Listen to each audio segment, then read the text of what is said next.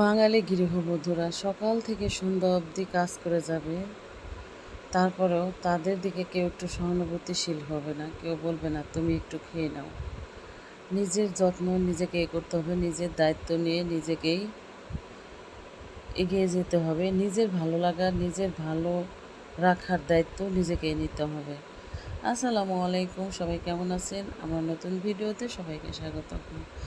সকালবেলা টিফিনটা বানিয়ে ছেলেকে নিয়ে স্কুলে চলে গেলাম। তারপর স্কুল থেকে ফেরার পথে একটু সবজি নিয়ে আসলাম। সবজি নিয়ে এসে ফ্রিজ থেকে মাংসটা বের করে নিলাম। মাংসটা ভালো করে বেছে ধুয়ে নিচ্ছি। আর আমি এখন সরিষার তেলে রান্না করার অভ্যাস করছি, তাই সরিষার তেল দিয়ে মাংসটাকে রান্না করব।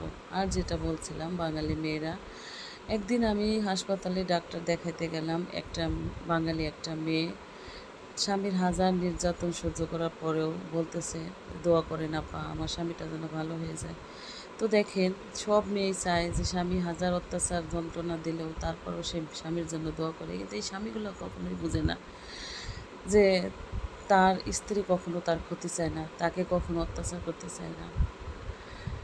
কেন যে এরা ভালো হয় না? মেয়েটাকে খুব মেরেছিল। সে ডাক্তার দেখাতে আসছিল, তার সাথে অনেক কথা বললাম, আমার খুব কষ্ট লাগতেছিল। তাদের একটা ফুটফুটে সুন্দর ছেলে সন্তান আছে। আমি তাকে বুঝাইলাম, ধৈর্য ধারণ করো, যেহেতু তুমি থাকবাই তোমার হাজব্যান্ডের সাথে, তাহলে ধৈর্য ধারণ করো, তোমার ছেলেটাকে মানুষ করো, একদিন হয়তো সব ঠিক হয়ে যাবে। হয়তো তাকে সান্ত্বনা দিলাম, হয়তো একদিন সব ঠিক হয়ে যাবে, এই প্রত্যাশায় অনেক কথা বললাম। তো আসলেই দেখেন যে মেয়েরা যতটা তার স্বামীকে ভালোবাসে, স্বামীর যত্ন নেওয়ার চেষ্টা করে, স্বামীর কথা ভাবে, স্বামীর সংসারে সারাদিন কাজ করে, কিন্তু একটা স্বামী কিন্তু এভাবে একটা মেয়ের কথা ভাবে না। ঠিক আছে, তো মাংসটা আমি মশলা দিচ্ছি। মাংসটা প্রায় এখন মশলা জিরার গুঁড়া দিলাম। আর সব মুরগির মাংসের পা, মানে মুরগির মাংসের এক কথায় পাই আমার খুব পছন্দ। পাটাকে আমাদের বাসার কেউ খায় না, আমি একটু পাটা পছন্দ করি, তাই পাটা দিলাম। তো আপনারা কে পা, মুরগির মাংসের পা কি পছন্দ করেন না ফেলে দেন? পা কিন্তু অনেক মজা, অনেক পুষ্টিকর খাবারও পারবো। এই তো গল্প করতে করতে দেখুন, এখন আমার মাংসটা একটু পানি দিয়ে দিলাম, এখন একটু কষিয়ে নিব। তো আমাদের সমাজে আনাচে কানাচে কত ঘটনা যে লুকিয়ে থাকে, কত কি, কয়জন আমরা তার খবর রাখি বলেন, কয়জন আমরা তার দেখতে যাই। কত মেয়ের জীবনে কত রকম সমস্যা যে থাকে, আমরা তো আসলে সবারটা দেখতে যাই না, দেখতে পারিও না। সবার কষ্ট তো আমরা আসলেই। এই তো মাংসটা কিন্তু আমি অফলাইনে অনেকক্ষণ কষিয়ে নিয়েছিলাম। আর আলু ছাড়া তো আসলে মাংস ভাবাই যায় না। তো এখন আলুটা দিয়ে আর একটু ভালো করে কষিয়ে নিয়ে এখন ঝোলের পানি দিয়ে দিব।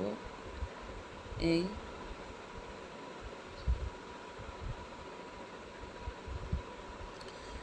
পাশাপাশি কিন্তু আমি আরও দু একটা রান্না করেছি, তরকারি। ছোটো মাছ কেটে নিয়েছিলাম, ছোটো মাছের চচ্চড়ি করেছি। তারপরে আমার খালা এসে যাওয়ার পরে আমাকে একটু মেহেদি পাতা বেটে দিল। আমি মাংসটা চুলায় দিয়ে আবার এক ফাঁকে যাই মেহেদি পাতাটা মাথায় দিয়ে দিলাম। আসলে মেহেদি পাতাটা চুলের জন্য খুবই উপকারী, সেজন্য চুলের জন্য মেহেদি পাতাটা দিলাম একটা ডিম দিয়ে। আমি সবসময় ঢাকন দিয়ে ঢেকে দেই মাংসটা ভালো করে কষিয়ে সিদ্ধ হয়ে যাওয়ার জন্য।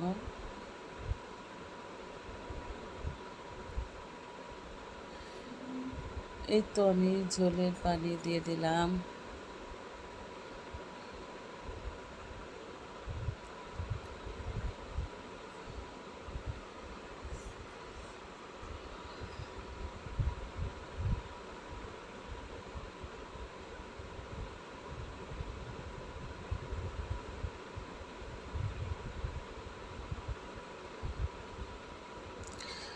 ঝোলের পানি দিয়ে আমি মাংসটা ঢেকে নিয়ে এদিকে আমি একটু পটল ভেজে নিচ্ছিলাম। এভাবে কারা পটল ভাজা পছন্দ করেন, পটল ভাজা কারা খান, অবশ্যই জানাবেন।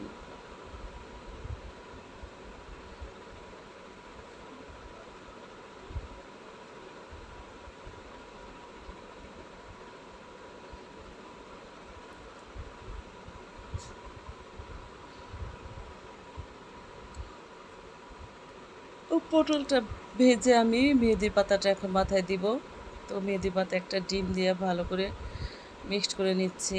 এই মিশ্রণটা চুলের জন্য খুবই উপকারী, চুল পড়া বন্ধ করে, চুলের খুশকি দূর করে এবং মাথাটা অনেক ঠান্ডাও হয়, চুলের গোড়াটাকে শক্ত করে। আর কাঁচা মেহেদির পাতা পাটায় বেটে দিয়েছে আমার খালা, এটা খুবই উপকারী।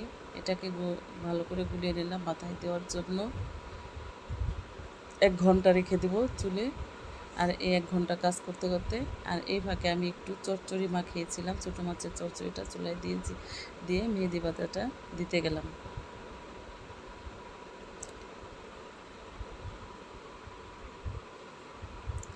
এই তো মোটামুটি রান্না বাড়া হয়ে গেছে, সব তরকারি দেখাইতে পারলাম না।